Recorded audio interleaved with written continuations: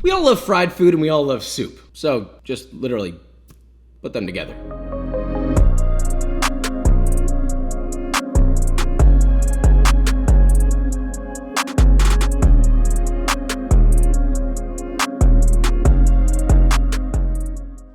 It's Christmas! Vikram! It's Christmas! It's Christmas! It's Christmas! It's Christmas! Ulysses! It's Christmas! Christmas! It's Christmas! What did Santa get us for Christmas? I think he got his Legos, man. Maybe it's Hot Wheels. What the is this? You kids. I actually got you something this year. It'll learn you something. A New York Times bestseller 7 times. 40% off on Amazon, the link's in the description. I don't know how to read. You kids and the broken learning system.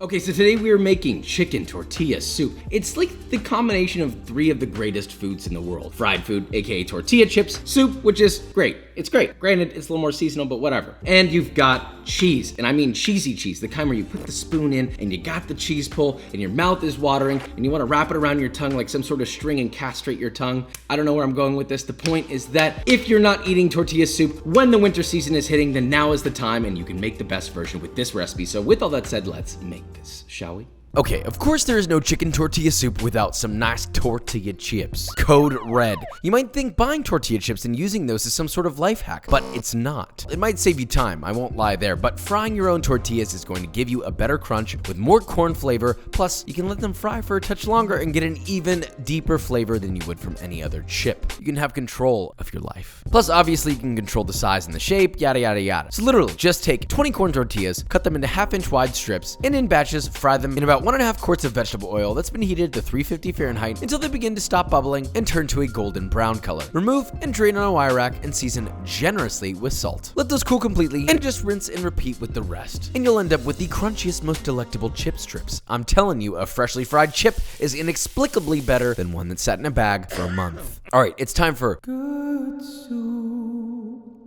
Start with a medium-sized pot and add just enough oil to coat the bottom of the pan and heat over medium-high. Wrestle yourself 1 pound of boneless, skinless chicken thighs and season them to taste with salt and any other seasonings of choice. I use my Cajun Creole seasoning from the gumbo video. Then once your oil is hot, oh my lord, please call the kettle home. Sear your chicken in batches for 2 to 3 minutes per side until beautifully browned and place on a sheet to the side as you sear the rest. Yes, the chicken will be undercooked, fear not, we're gonna finish that later. Reduce the heat to medium and add 4 ounces or 113 grams of bacon that's been cut into 1/2-inch thick boy cubes and cook that, stirring often until beautifully crispy and a nice fond has developed in the bottom of the pan. Oh, it's time for a culinary preschool lesson. A fond is the stuck brown yum-yum that coats the bottom of your pans. It is the heart of your flavors. You simply need to coax them into your final dish. Get it? Now add in 1 very finely diced medium sweet onion, 2 serrano chilies sliced, and 5 cloves of garlic very finely chopped. Season lightly with salt, stir together, and let that sweat down until everything has softened, about 3 minutes. Then add 2 teaspoons or 2 grams of ground cumin, 1 teaspoon or 1 gram of ground coriander, 1 teaspoon or 1 gram of smoked paprika, and 1/2 teaspoon or 1 gram of ground cinnamon. Stir and cook until toasted and fragrant, about 30 seconds. Now add 2 guajillo chilies and 1 dried ancho chili, both de-seeded, and the cores of 2 corn cobs, both of which have been cut in half to fit better.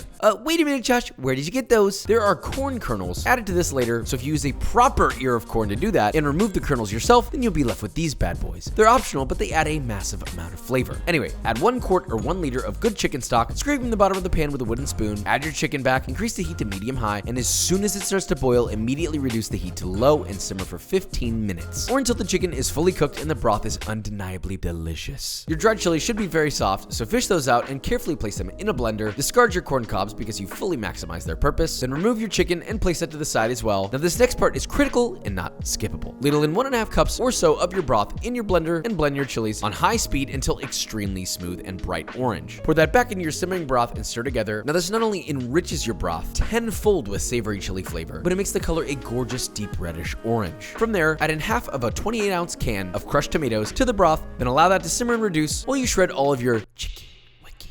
with 2 forks until finely shredded. Let your broth reduce for an additional 5 minutes, turn off the heat, add all of your chicken back along with those corn kernels from 2 ears of corn, optionally reserving some extra kernels for garnishing later, then just stir until everything is hot. Homies, please listen up. At this stage, do not boil again with the chicken in it. If you boil, the chicken will go rubbery, and guess what? Not one kiss for you. But if it doesn't, then you get a big fat papa kiss.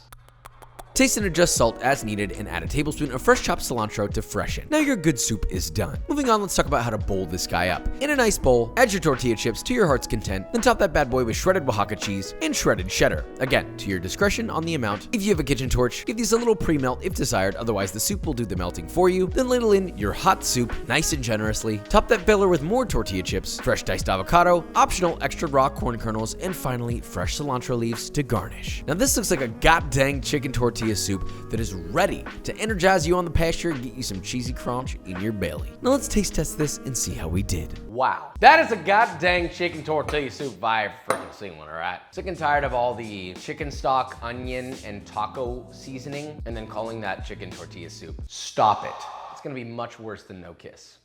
Specialty silver spoon, lime wedge. I mean, just look at this color. It's viscous, it's got texture to it. It's cheese pulling, not even for papa, for mama. Good Lord. Good God. This chicken tortilla soup isn't for the faint of heart. This is for people who love passionately, feel intensely. I don't know how else to say other than this is a perfect chicken tortilla soup. Could it be made different ways? 100%. You could add tomatoes all sorts of different ways, but the flavors in this are punching you on every single taste bud. The crunch from the fresh tortillas, plus the little soggy ones that almost act as like a chewy slash crunchy noodle. You heard that crunch. The corn, the avocado, it's actually spicy. This isn't a butt better, but I think someone needs to taste this. Get in here, Matt. We need a new spoon. You know, how do you eat chicken tortilla soup? I usually just dive in. That's what I also do. Oh my god. Dude, that's so good. The corn with the avocado. Busting. Yeah! Now, while we enjoyed and loved this soup, I think that it's time we move on over to something maybe a little different. Could we make a fine dining chicken tortilla soup? Right, so we made our perfect chicken tortilla soup. But what about a fancy version, Josh? Sure, you might not have asked for it, but we're gonna do it anyway. I'm gonna call this the chicken tortilla espuma tostada. So I did a couple things here. First, our chip element instead is going to be a classic tostada base. Simply fried a corn tortilla whole at 350 Fahrenheit till crisp and golden, then drain it on a wire rack and season to taste with salt. For the espuma, I blended together 35 grams of tomato paste, 150 milliliters of our chicken tortilla soup, and 100 milliliters of cream. Blend that until very smooth, adding soup if needed to loosen. Then place that hot liquid in an ISI canister, close the top, and aerate it with one charge. Give it a little shake, and that's your espuma. Now, I wanted the chicken flavor to be punchy, but obviously added in an unexpected way. So I took some chicken skins and roasted them in the oven at 350 Fahrenheit on convection until golden and crisp, then drained them on paper towels and seasoned them generously with kosher salt. Then just let those babies cool, and they're kind of like the greatest chicken flavored chip you'll ever eat in your life. As another garnish to bring that guajillo flavor more forward, I took a guajillo chili and very finely chiffonade that bad boy. Kind of looks like hair, which is gross when you make that comparison, but it's fine. In that same hot oil from frying, I popped that in there and let it fry out very quickly, about 15 seconds, then immediately drained it on a paper towel and seasoned with salt. These little guys pack a wallop in the pants with a nice crunchy yum yum. Now, to put it all together, cue the fine dining music. We begin with a nice stoneware plate. Atop that, we lay our base, a hand-fried tostada, topped with our chicken tortilla espuma, towering shards of roasted chicken skin chips, a beautiful line of toasted guajillo, and finished with fresh herbs. Now this right here is a fine dining chicken tortilla soup, and in my opinion, it kind of makes sense. Now let's see if A, this tastes like chicken tortilla soup, and B, if it's even good at all. Look at that. Does that look like chicken tortilla soup to you? No. Welcome to fine dining. That's the whole point. We're gonna finish with a little bit of salt, flaky salt. I forgot to season the phone. So how do we eat this? Well, I don't really know, because I just made it up. These crispy guajillos, shout out to Yuma. Very good idea. Strong move. I'll just break it. Ooh. All right, that's a good bite right there. A little bit of chicken, foam. So it's sort of like all the bare necessities of the flavors of chicken tortilla soup, but it's a little bit elevated, texturally different, and there's more elements to it that make it more viscerally exciting. Hold on a minute. Not only is this absolutely delicious, it has the flavors of chicken tortilla soup, but so many more textures. It's so much more complex. Someone should come try this. This is actually kind of balling. Give me this. I think there's something here more than what we made. The textures are really what gets me. Like the creaminess of the soup cream, the saltiness from like that chicken skin. It's just all blending together very well. And those guanciles. This dude gets it. So, what did we learn today? Warm yourself up with one of the greatest tortilla soups ever, or one of the greatest little fancy chip things you're gonna ever have. Do it. You wanna know what else is full of cheese and shards of absolute crunch? B-roll.